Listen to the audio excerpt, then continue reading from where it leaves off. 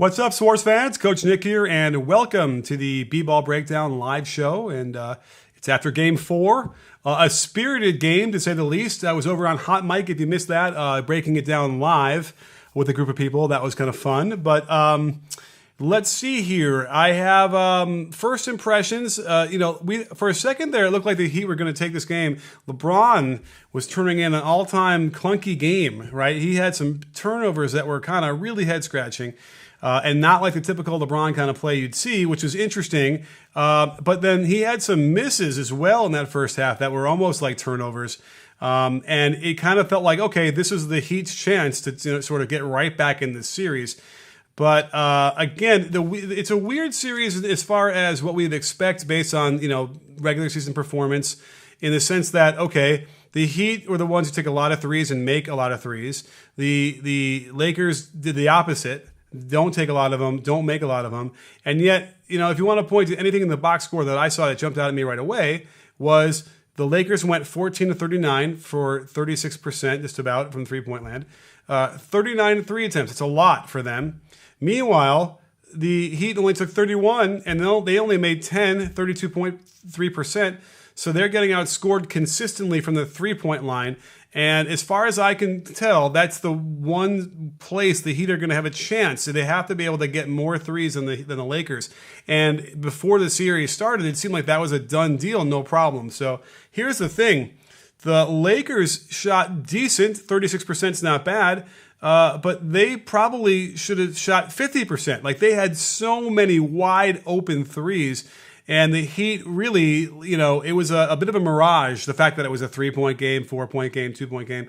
That was big because, the Lakers really got a lot of open shots, a lot of good looks. Now, at some point when it tightened up, all of a sudden what they needed was LeBron to hit a couple threes that were contested and off the dribble and step backs. And then LeBron had a turnaround in the post in the left block. AD had one on an out of bounds play, I think, with like no time on the shot clock on the right side. That was ridiculous. And that's why the Lakers paid them all that money, right? They brought them in because they're shot makers and they can do something when the play breaks down. So that's what the difference was, really. That's the 6-point difference, is those shots that those guys could make. Because I'm sure for the most part, the Heat were going to be willing to take the open shots they were giving up for the other guys and, pray that they miss, and then, make LeBron and AD have to work and make those really tough shots, which they did. So you got to tip your cap, and that's ultimately too much. What the Lakers have in LeBron and AD, they're so much better than what the Heat can bring that it doesn't really matter what happens if you match up the players after that. So really interesting stuff going on. Let's see here. And don't forget, we'll start talking and taking your questions. Is Gigolo Puff out there? It probably is, and big props to him. Thank you so much. If you want to get your questions in and get my attention, then the Super Chat's always the way to go. But yes, Gigolo Puff is out there again. Amazing, man. The guy's just out there and always helping me keep the chat clean. So, but that's about it. I mean, listen, this is the chance where you have to say to yourself, the Lakers they have more talent at the top, and that's what's the difference is here. Interestingly enough, there were some real problems, I thought, with the offense the Lakers were running for most of the second half, at least. I don't think I saw one zone possession, and I feel like the Lakers were waiting. Okay, when is the zone going to happen so we could break into all that zone work we were doing? They barely played it last game. And I don't know if they might have played like one box and one at some point, it looked like to me. That was about it. Very little zone. And you have to wonder, like at some point you think, well, Spoelstra needs to go to it a little bit. So I don't know exactly what he was waiting for or what was going on with that. It was a little strange to me. So, and on the flip side, it was so hard for the Heat to get shots off. We have to acknowledge that the defense by the Lakers is terrific. It really is. It's physical. They're active. They get through those handoffs really, really well. And so what makes the handoffs work generally, even in a game like today, was when they can get the handoff to Duncan Robinson. He gets in the air and then hits the roll man, the guy handing it off. But you have to be able to hand off and get free quickly, and they weren't doing that well. And I think that was a big problem as far as why the Heat couldn't generate better shots. There were moments, they had a possession in that fourth quarter where they completely broke down the defense right away. It was amazing, but the rotations of the Lakers were so freaking good that they couldn't even get the layup. They could not. Once they got close to the basket, bam, they were right on top of them. So You have to give as much credit as possible to what the Lakers defense was doing in the half court, really taking them out of it. And then, vice versa, the Heat defense was doing well, but again, they were giving up so many wide open shots. It was crazy.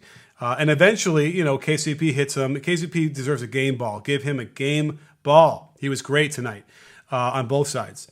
So, Super Chats, wow, amazing. Again, thank you so much for doing that. It really, really helps. James Lopez, no question, but thank you so much for being part of that. Greenway56, thank you, friend of the breakdown. One more win. That is so weird. KCP with the game ball, Lake Show. Exactly, we are on the same wavelength here, Greenwave. KCP absolutely deserves a game ball. He was instrumental. I thought Rondo again was instrumental. Let's just take a quick peek at Rondo's box score. I'm not sure they were even that impressive. Yeah, he was 1 for 7, 2 points, 1 steal, 5 assists. But I got to tell you, Rondo had 7 rebounds. Rondo still really contributed well and caused some issues with the Heat. Adarsh Mital, thank you. Wow, very generous. Don't let AD's last 3 and block fool you. LeBron was the best player tonight. It's casual, 28, 12, 8 on 66% true shooting percentage, the best overall player in the series. Without question, but you can't forget that LeBron had 5 terrible turnovers and some terrible misses in the first half. So he came back, limited the turnovers in the second half for sure, and then kind of just dragged him over the finish line. Those threes he hit were huge and were the exact shots that Spoelstra was like, great, thank you for taking that, and then, they went in. So he deserves a lot of that. But KCP, man, you got to give him credit. He was huge down the stretch. He had a 3 and a layup, and he's still chasing Duncan Robinson, making it hard for him. So give him a lot of props. J Trey Productions, I make NBA vids. Okay, well, I make NBA vids too. Just wanted to show my support and also say I made a video of why the 2020 Heat are like the 2004 Pistons. You win, coach. Well, listen, man, you got to give us a link if you want us to watch the video. Come on now. Maybe give us a link in the chat and we'll find it and I'll open it up and save it for later. But definitely I'll check it out. Johnson Johnny 675, thank you. Why don't you like AD as a defender, coach? I remember you mentioning that maybe a week or so ago. AD, it's funny. I just see too many times where he like comes over to try and take a charge instead of trying to challenge a shot, or he doesn't go. It doesn't get over there. But tonight he was great.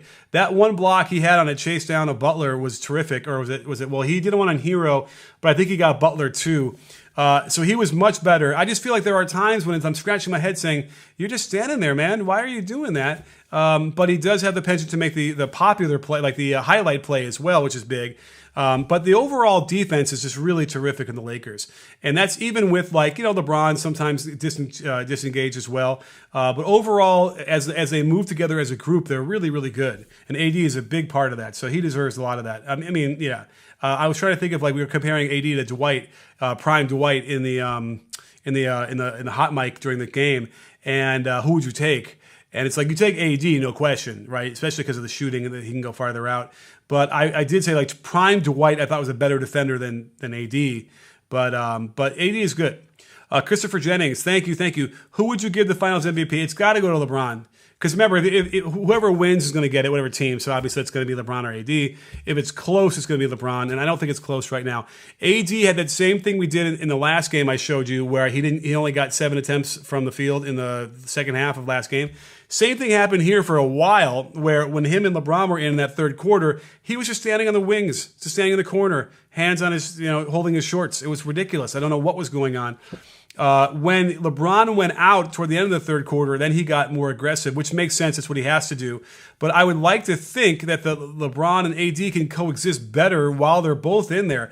And it got a little bit better, sort of, but I still wasn't really happy with the Lakers running on offense, even down the stretch. They just happened to hit good shots.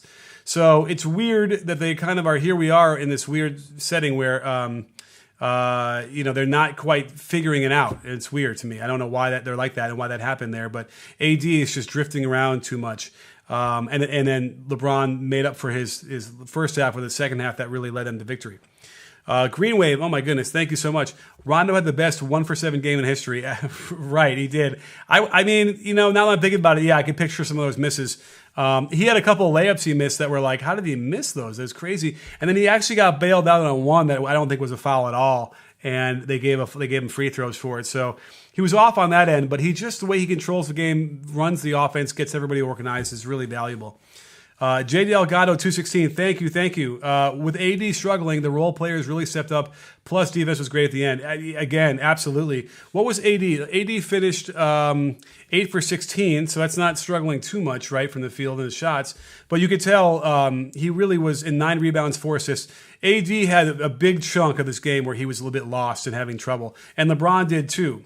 So if there was going to be a moment that he could get back in this series and like maybe make it interesting, that was it, and they blew it. But the Lakers were just better. They deserved to win. They were better. And that 6-point gap is a little bit misleading. Don't forget, all those open shots the Lakers missed, man, it just was a recipe for disaster. Let's see here. Varun Rizwood, thank you. Big friend of the breakdown. I feel Butler not being able to make a 3 hurt them big today.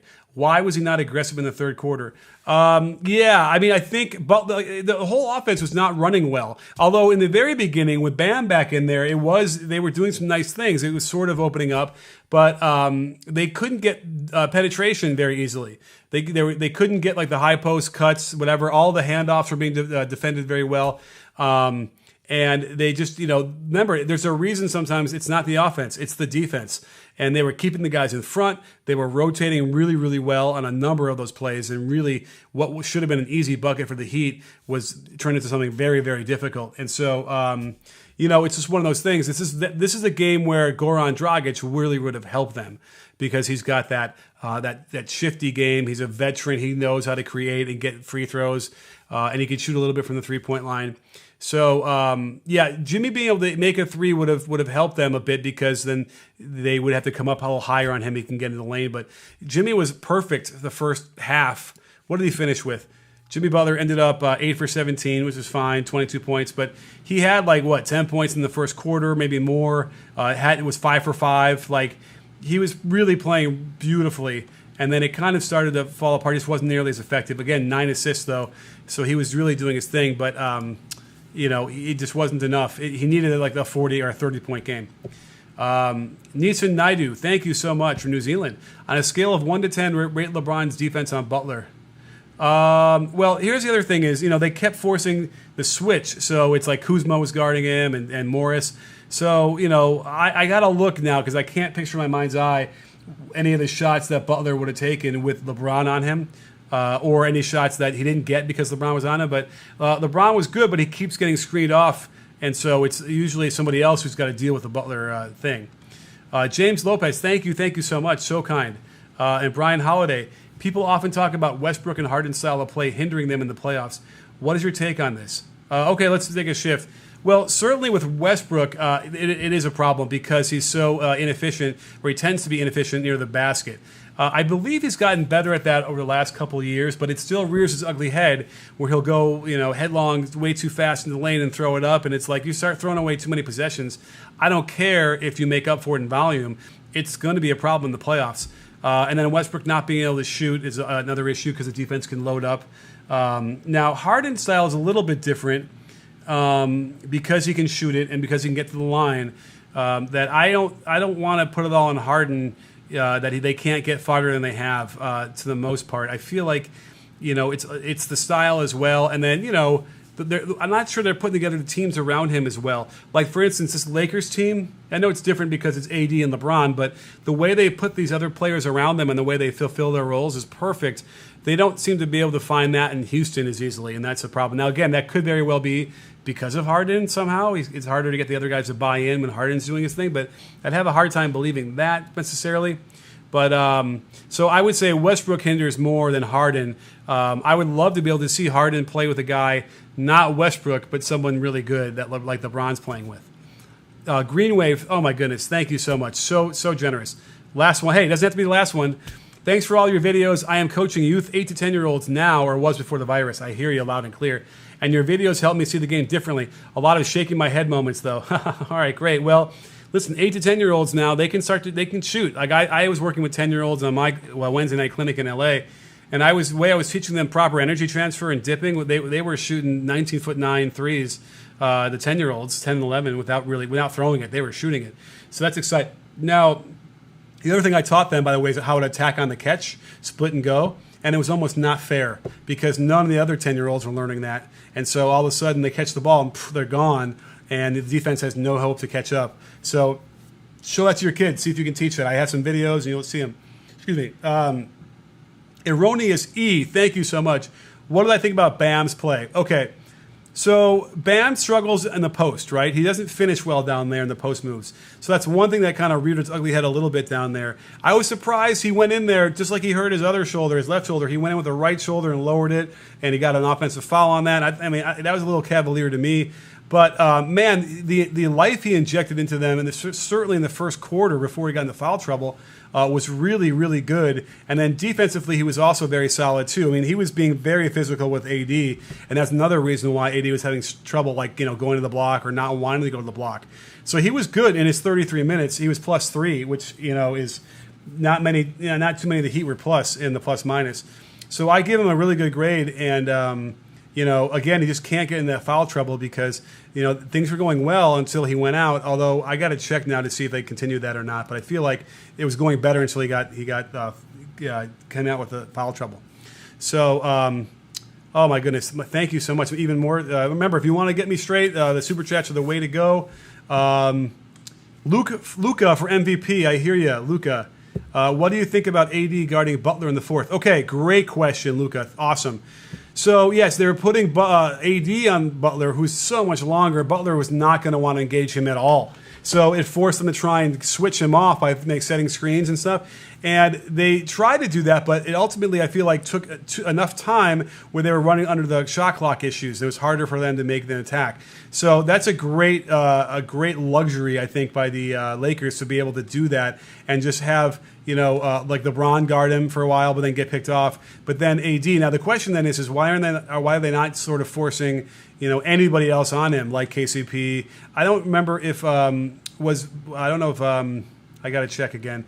But if help me, if Kuzma was in, because obviously that's the one they're going to want to attack. But the Heat need to do better at that as well. The Heat need to do better at getting their offense earlier and then forcing a switch to get AD off of him because it's presenting such a huge obstacle to him in the beginning. It's taking way too long for the Heat to figure something else out. So great adjustment, which they didn't really do in Game 3. Very strange. But hey, give credit to Vogel. He saw what he needed to do and did the adjustment. Neeson Nadu, thank you. What do you think hurt the Heat most this game? That's a great question. I mean, listen, when it comes down to like a couple of amazing shots that, LeBron and AD hit each, 2-3 each, it's like what really hurt them. But I would say, my first instinct is to say that the Lakers just got way too many wide open shots. They didn't hit them, but it's still a thing. Like you can't survive that way because it's indicative of a lot of things. Like the rotations aren't quite right. I know you want to wall off the paint for LeBron and AD, so you're going to take a second or third defender into the paint. But I think that offensively it just became too much of a struggle. They couldn't get into anything, couldn't get them out in the attack early enough in the shot clock to make it work for them. And so every shot, what did they end up shooting from the field? 42.7%. It's not great.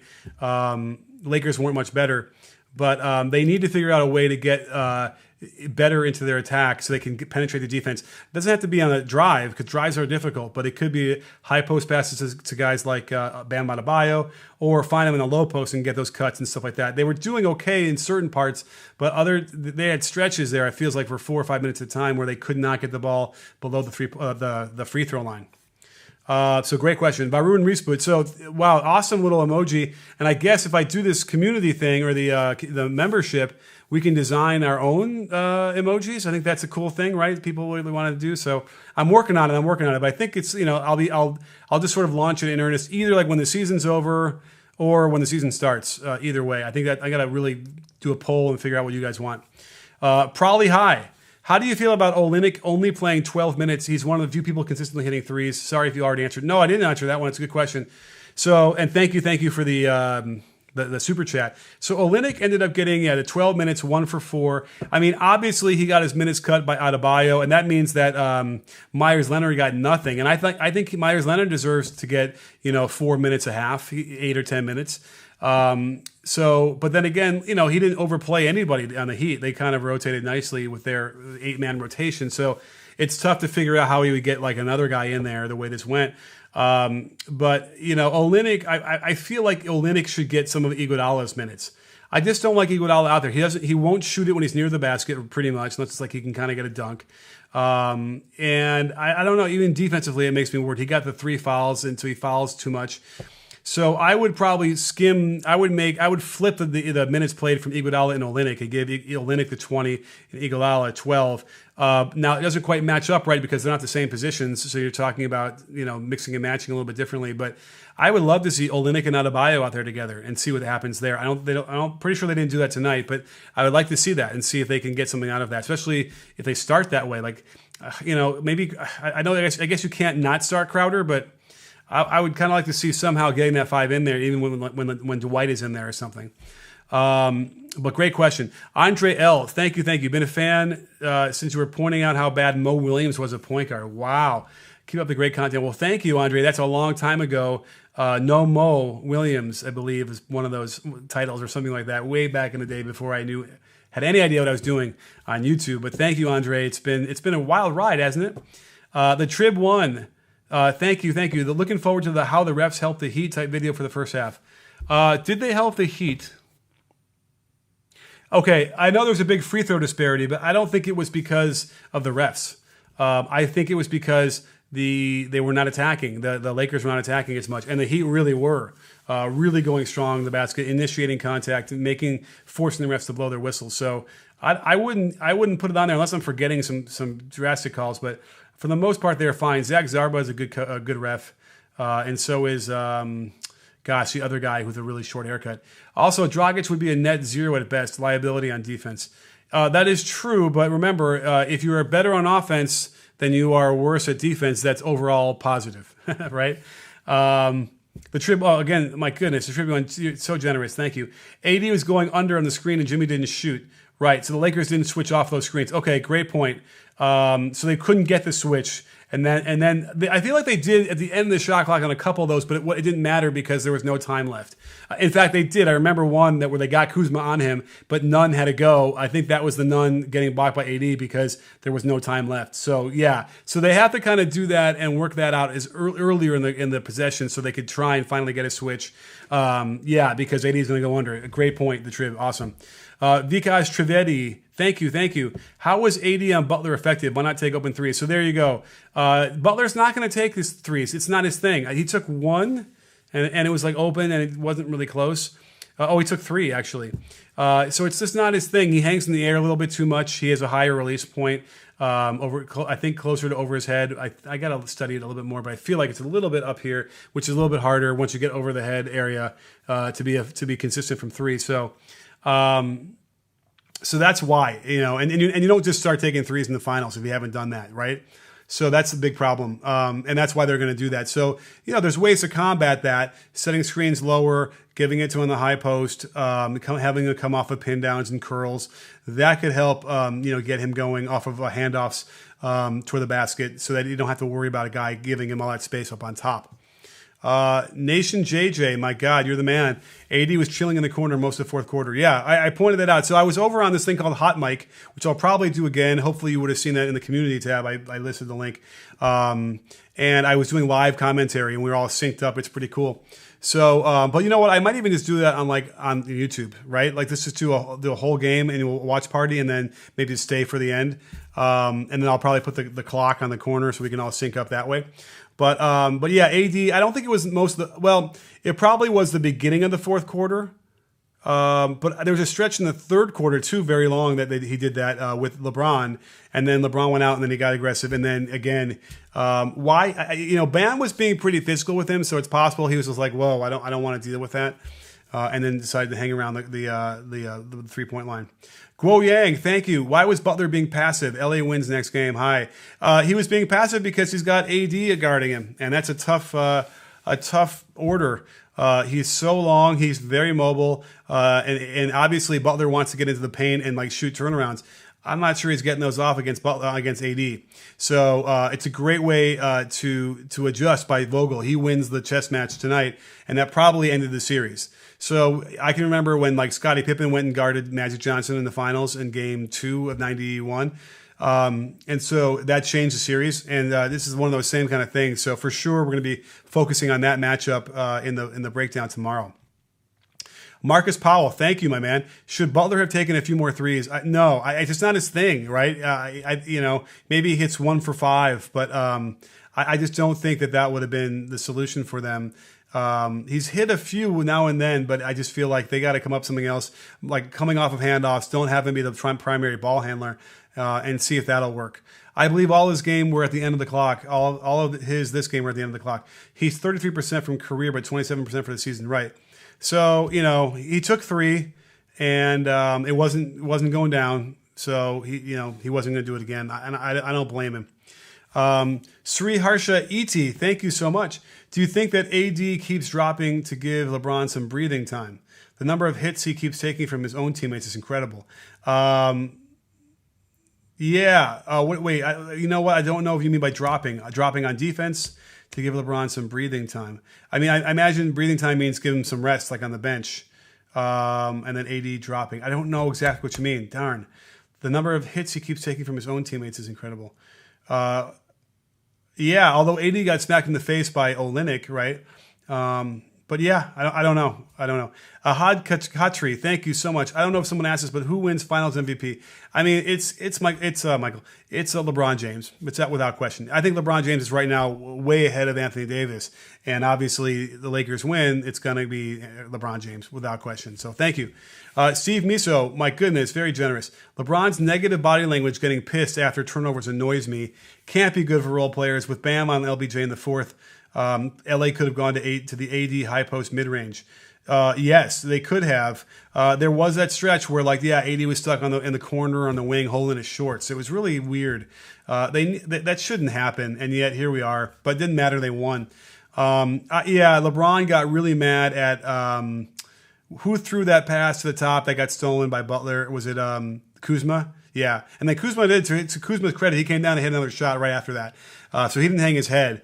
But, and I get it, but, LeBron makes mistakes too. He's human. So it's like, that's why when you see him yelling like that angrily, it's like, wait, remember, this is an important game. You got to have your guys firing on all cylinders. You don't want to, shame anybody to the point where they're not going to be able to perform well.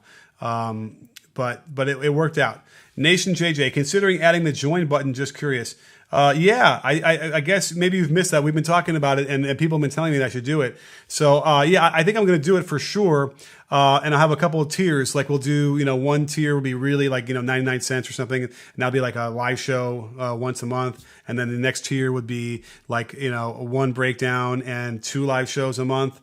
And then maybe a third tier will be, something else. Maybe I'll produce extended versions of each breakdown, and that'd be the third tier. And then the fourth tier could be all on-court demo stuff if you want to get better as a player. So I'm working on that. I just got to figure out when I should launch it, because it seems like maybe not a great idea to launch a membership when the season ends, But you tell me. I'm going to scroll down to the bottom right now. You guys tell me, what do you think?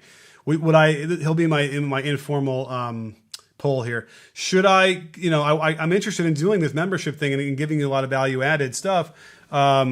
Should I do it, right now or when the season ends, or do I wait until the next season and then launch it bigly that way? Should the Lakers trade Kuzma? By the way, interesting question. We'll get to in a second. But Ruin Reesbud, what do you think is Tyler Hero's ceiling? A fringe all-star? Absolutely. I think he could be an all-star. I do. I think he's that skilled, and he'll grow into a role where he's going to become a starter on that team. And the way they run their offense with Bam, I think he could get there. I really do. I think he could get to 20 points a game scoring, and 5-6 assists a game, and shoot well from 3. So I think that Tyler, it would be amazing for that story. Straight out of high school, so young, youngest guy ever to start a finals game. I think he can make it. He can be an all-star. So Kuzma is playing fine. His defense just needs to improve. He's terrible at it. And he's got tools physically to be better than he is.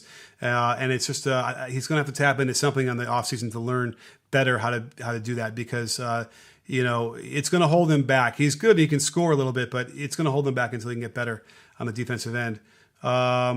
Next season started. Wait till next season. Okay. Wait till next season. Anybody else?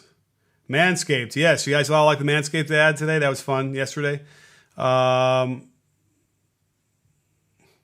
What do I think about LBJ and AD's plus minus stats this game? That's a good question. Oh, hang on. I got a really quickly. LBJ was plus. Oh, Davis was plus 17 and LeBron was negative 2.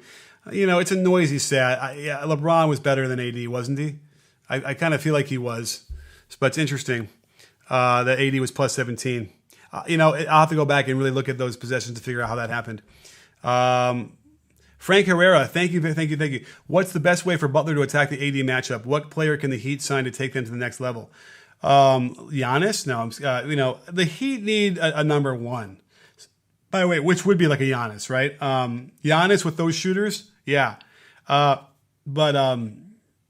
don't think Butler is the number one on the title-winning team. Obviously, Butler could be number one on an NBA Finals team, right? But I just don't know if he gets over the hump. But man, he would be the absolute perfect number 2. Perfect. So if it's like, are they going to get like Embiid or something like that, or I don't know that I don't know if the big I like Bam playing that center position and being small. So maybe that's not it. So it's probably maybe the point guard, a lead guard to play alongside Jimmy Butler, or the 3 or like the KD kind of guy. Who is that? Who else would that be? Kawhi, KD, but they're not going to get those guys, I don't think so. But that would probably be the best addition for them, is someone in that role who could really just create off the dribble and shoot, and that would get them over the top. Now they're close, and if Dragic was not injured, and if Bam was not injured, who knows if they could have put this together well enough to get a few wins and get close, and maybe pull it out. Nation JJ, I'd start in the offseason. We can talk trades, free agency. Well, that's true. And by the way, what's the difference? It starts in the offseason, and then, when people come back, when the regular season starts again, then they can join the community. It's not a big deal. Jimmy got to be aggressive, and Bam needs to come off the bench so they don't clog the paint and put Myers Leonard in the starting lineup or Kelly. Gosh, I just don't think politically they can not start Bam, right? He got healthy enough. He should start. He's a starter. But I do feel like, yes, they were unlocking some things with Olynyk and then Myers Leonard too, which is what getting to my point. I was saying Myers Leonard should play. He should get some minutes. So it's an interesting dilemma that Spoelstra has, and I don't know if it matters much at this point. They're not going to come back from 3-1. But grab game 5 and and then at least make it tougher on the Lakers. But I'm not sure it matters. Daniel Higgins, thank you so much. Very generous. Drecito Gordito, what about Oladipo? For the Heat. Well, if Oladipo comes back to the way he was in that one playoff series, 2-3 years ago, is that better than Jimmy? That's not bad. That would probably be pretty good. I like that because Oladipo is better than none, and but then Tyler Hero doesn't get the kind of run. I don't know. I kind of like where they're at. I like that team. It's kind of a nice, delicate balance, but you kind of think that, yes, it would be nice if they had another guy. Man, that's tough. But Oladipo wouldn't be bad. I think he could fit in to that. But again, are we ever going to get Oladipo back, the one we had seen at his peak? Big Man Sam, thank you. And we get some more throwback analysis breakdowns from the offseason. Love the ones back in the day, like the 77. I got to get back to doing that for sure. I love those.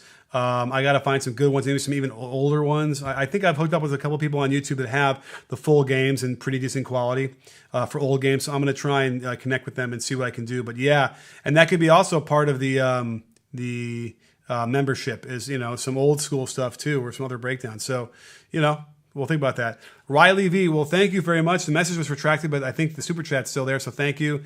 D Stowe, my goodness, thank you so much.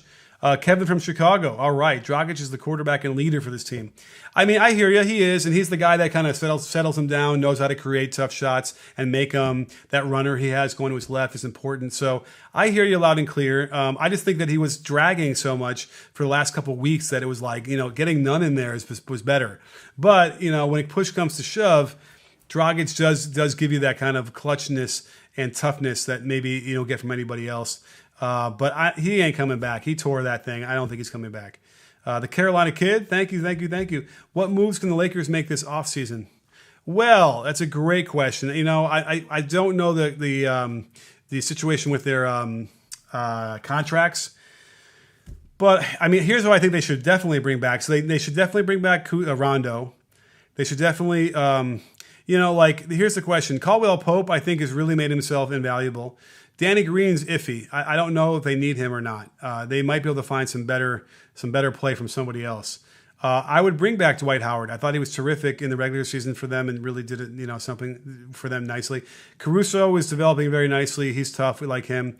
That's about it. I think Morris is expendable. Kuzma, I mean, I don't know what his value is, but if they could upgrade that, they should get it, but his value might be sort of iffy at this point.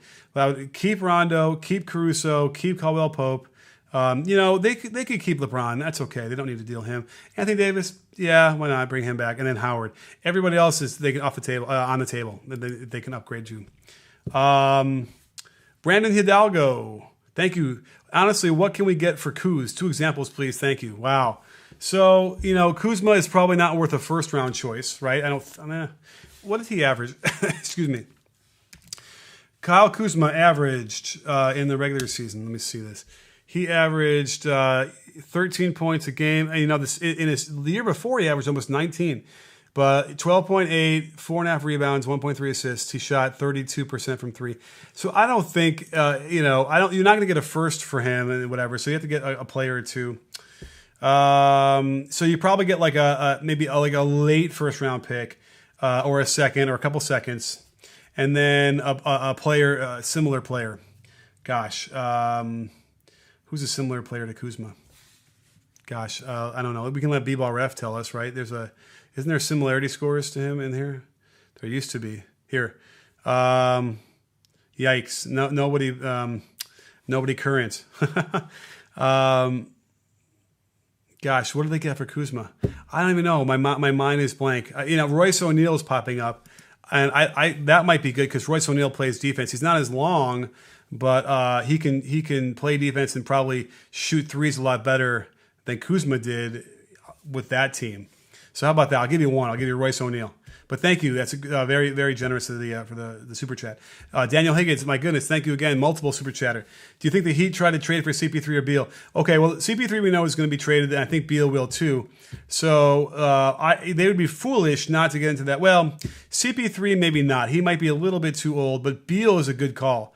Beal would probably fit in very nicely as an interesting backcourt with him and Butler. But then, it sucks because now, Tyler Hero is going to be, the guy off the bench.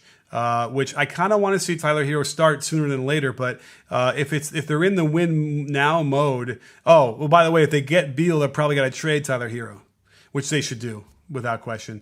You get Beal in his prime for a lot of years, you give up Tyler Hero. So I would do Beal if I were the Heat. That's a good call.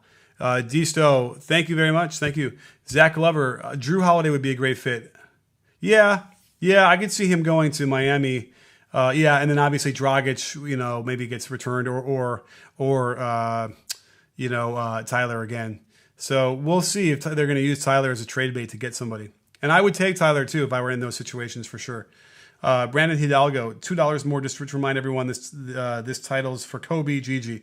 Okay, I have the Kobe. Can I show you? Where is it? Oh, it's over here.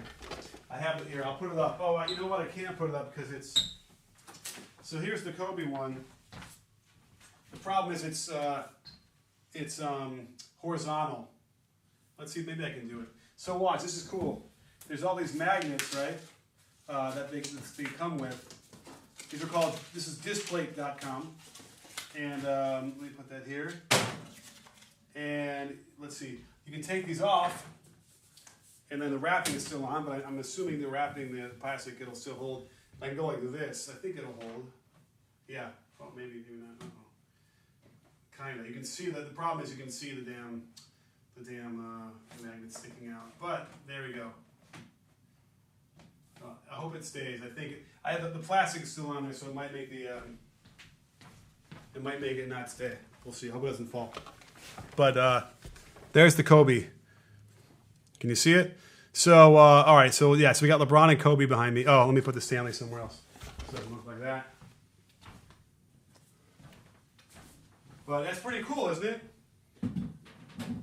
Like, I think I always knew I was going to have vertical ones there, but in the next life, I'll make sure to put those the magnets a little bit closer together so they don't peek out from behind there if I ever wanted to do horizontal. But yeah, that's for Kobe. Okay, let's keep going, shall we? Frank Herrera, thank you. Very, very generous.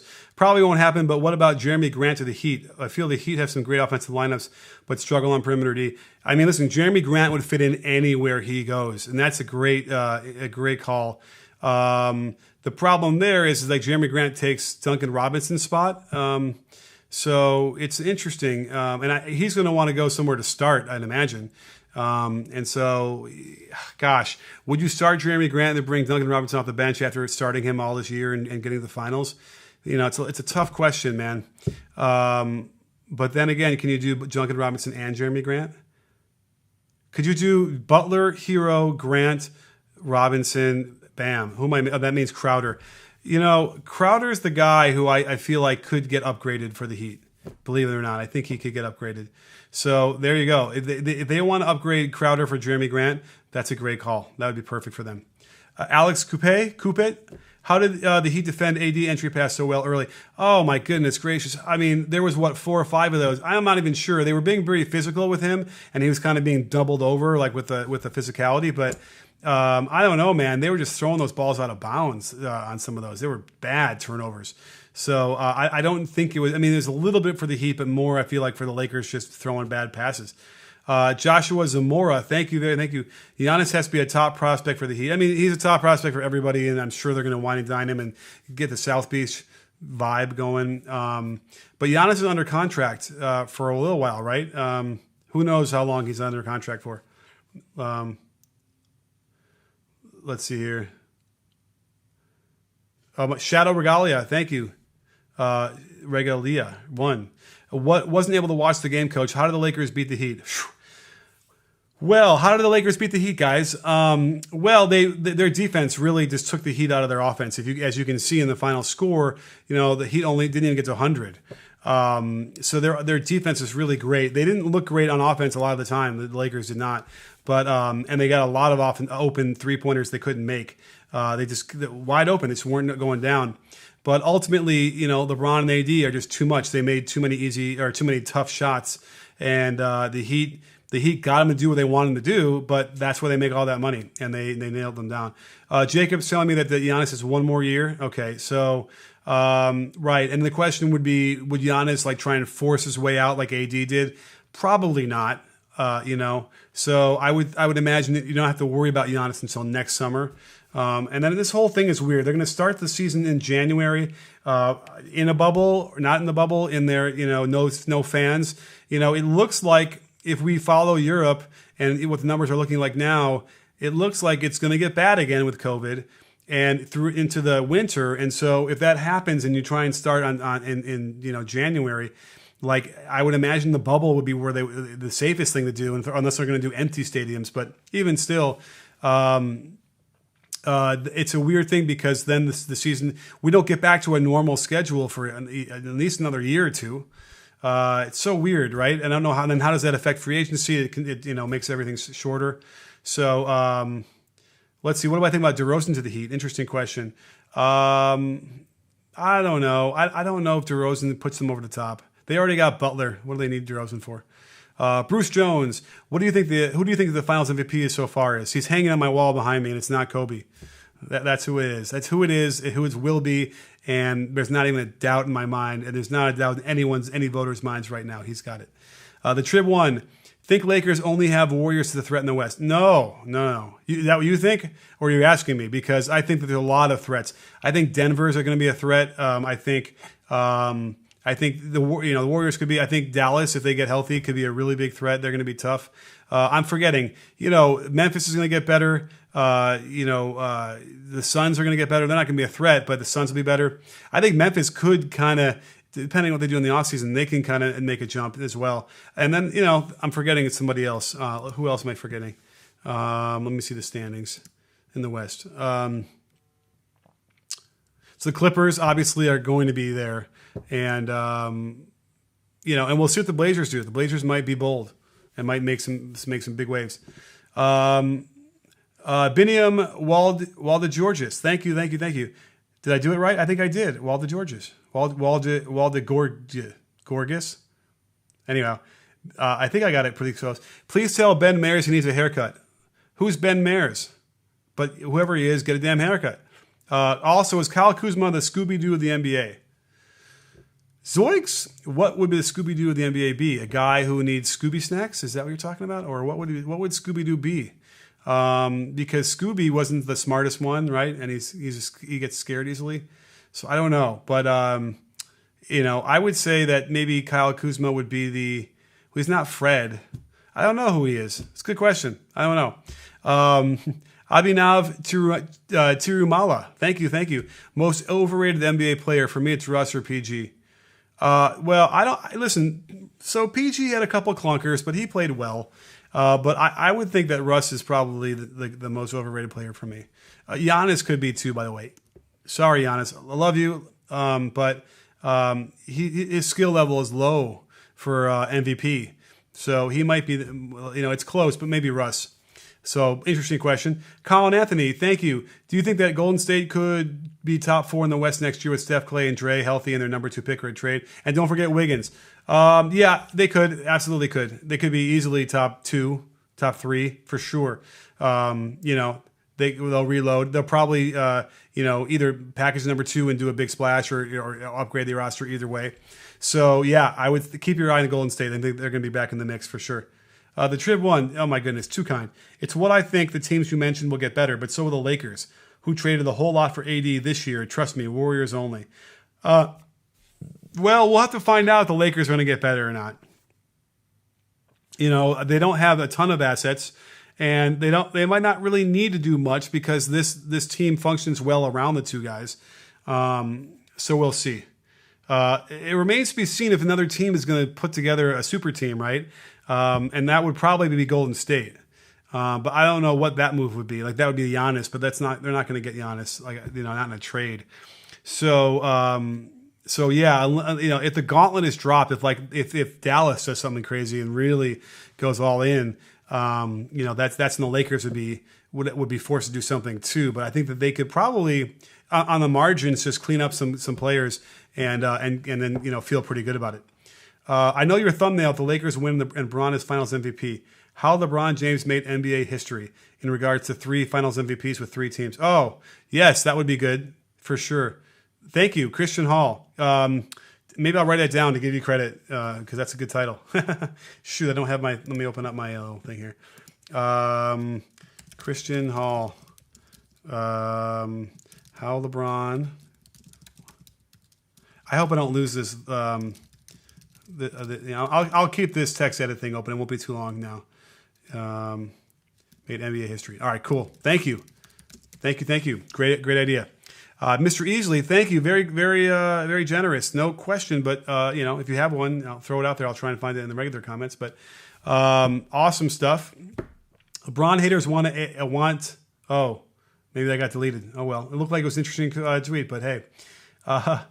Seems like Spo sabotaged this game. Bam should have had the least minutes or he shouldn't have chose to sit for the sake of the team. Not coming back after success without him. Well, yeah, but he did play well. He really did give him a big boost in the beginning, so I wouldn't blame him for wanting to keep him in later to find that same spark. What do I think about Jeremy Grant to the Mavs? Oh, could that happen? Listen, anywhere Jeremy Grant goes is going to be a great fit for him because he's a 3-and-D guy now. And he proved to me that he could really play defense. I had never really seen that from him like that, but he D'd up Kawhi Leonard really, really well and was really impressive on that end. And he could shoot threes. He could drive really strong. He's going to be very, very sought after. The Trib one, oh my goodness. Thank you. He's so kind. The MVP is now underrated. Giannis averaged like 24 and 13, played great D in round 2, and has the heart of a champion. Do you think the Bucks should get CP3? Yeah, CP3 and the Bucks would probably be pretty good. That would work. And get rid of Bledsoe. Oh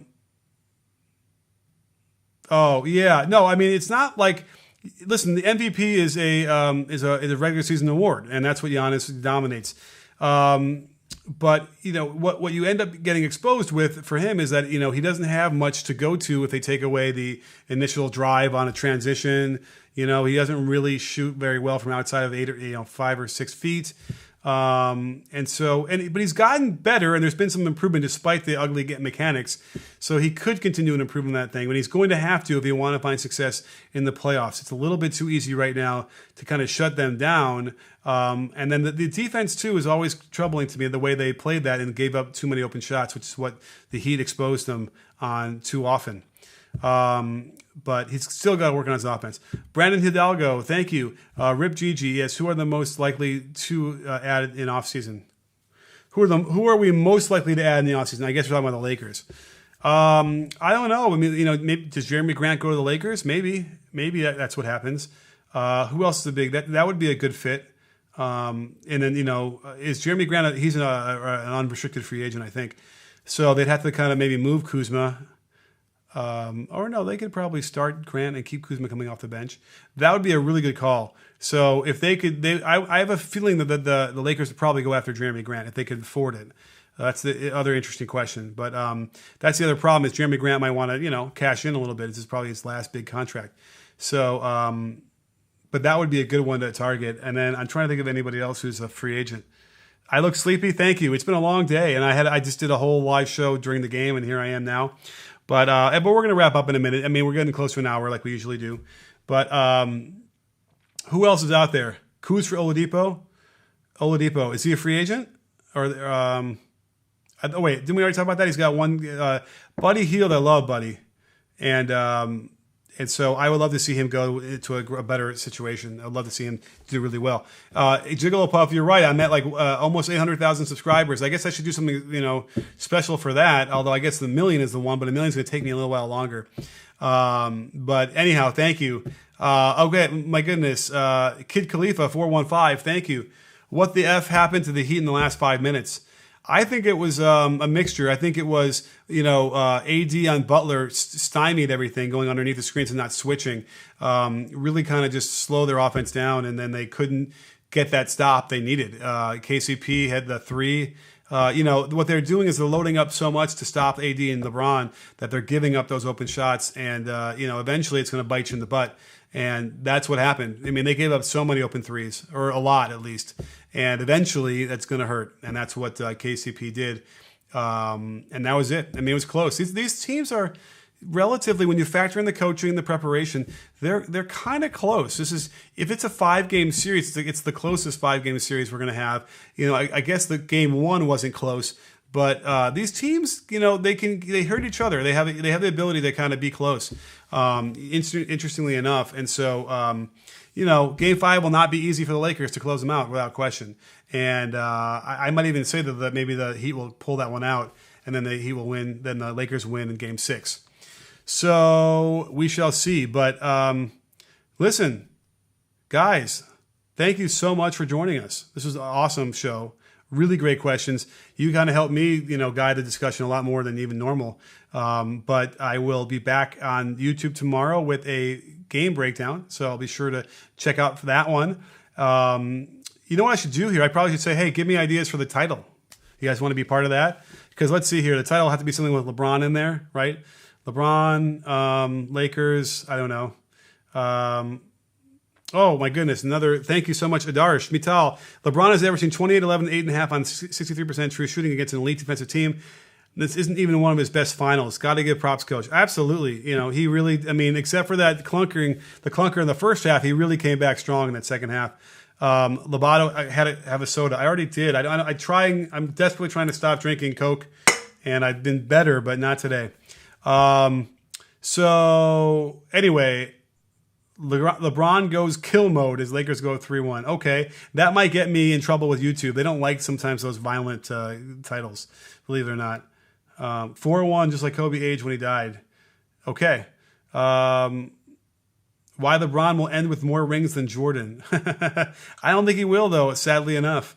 But okay, I think we're going to call this awesome stuff. Thank you guys so much for all the super chats. Just amazing, incredible generosity from all you guys. I don't know. I will see you all back here on. Oh, we have a little time off, right? We have till Wednesday. So relax, enjoy your time off before the next finals game, and can't wait to see what the Heat are going to do to adjust or figure out how to attack the AD on Butler thing. So keep your eye on that. They got to play zone more. I think they just got to. It's what they do. But either way, thank you so much for everything. And don't forget, sports fans, at B-Ball Breakdown, we're not a channel, we're a conversation. You in?